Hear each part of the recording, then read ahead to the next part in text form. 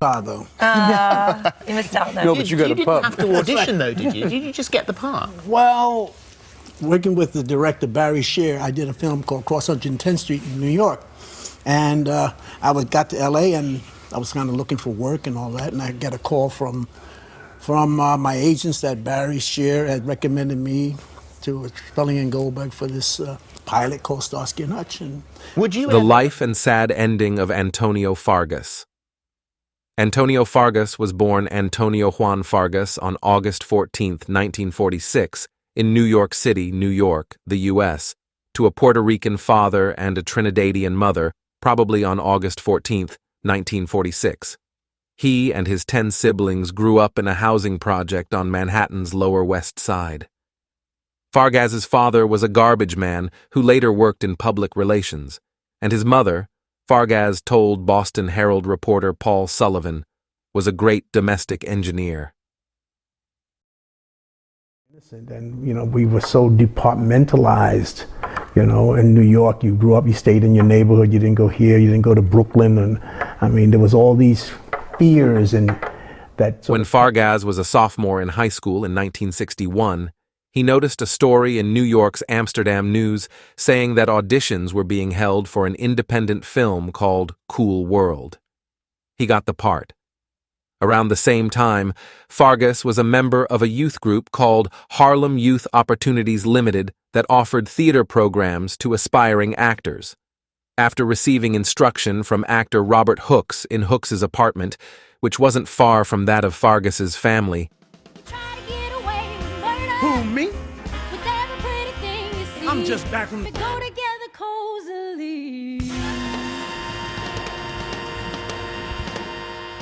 he got a part in an off-Broadway stage production called The Toilet in 1963.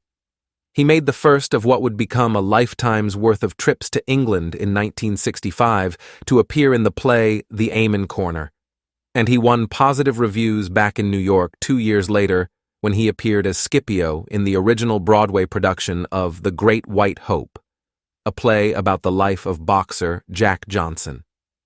Just 20 years old, Fargas convincingly played the part of a 90-year-old witch doctor.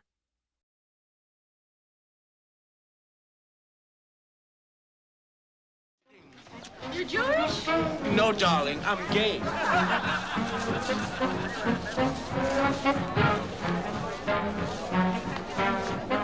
I don't care how you feel. You're a great dancer. You're not bad yourself, Mom.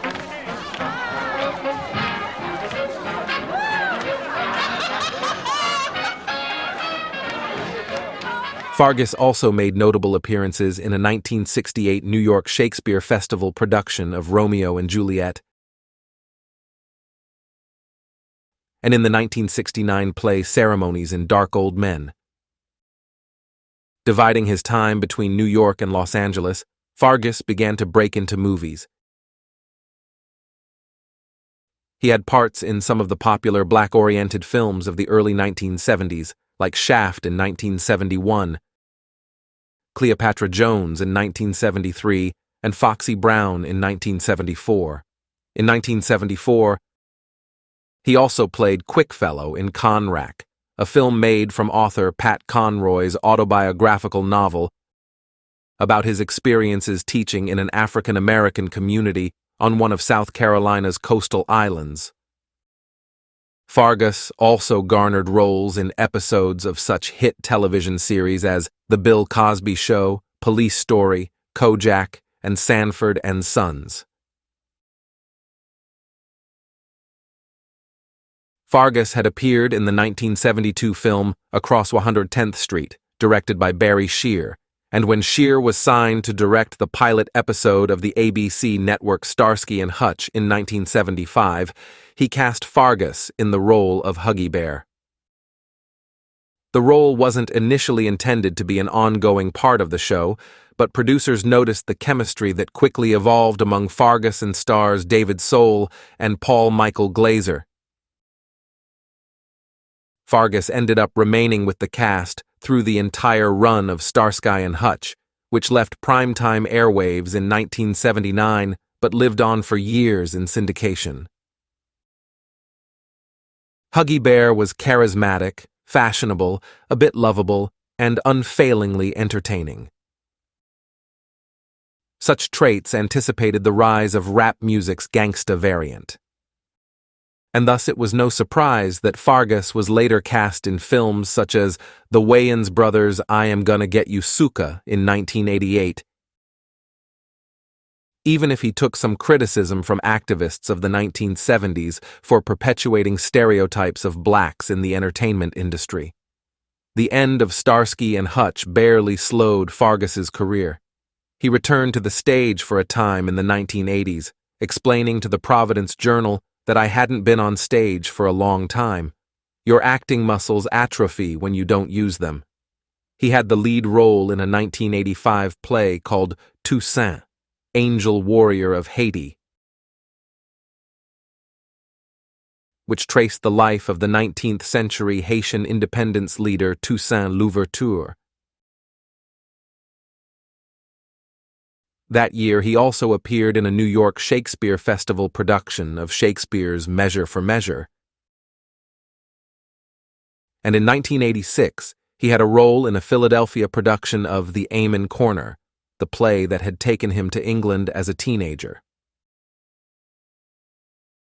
Fargas continued to act in films, and in the 1990s he kept up a steady schedule of television guest star appearances in such series as The Fresh Prince of Bel-Air, Martin, Living Single, and The Steve Harvey Show.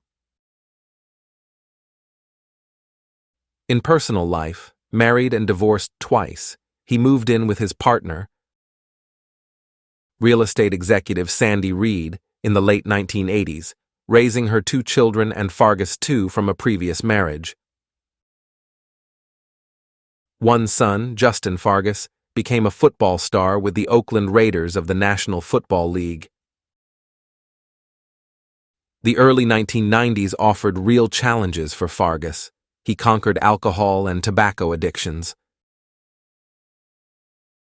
The 1994 earthquake centered north of Los Angeles trapped him and his wife in different parts of their Northridge, California home, with each thinking the other had been killed, but Fargas broke down a door and they were reunited. Probably, right now is his worst time when his health is slowly deteriorating. Thank you for listening to the story about the life of Antonio Fargas. Like and comment on your opinion in the comments section below.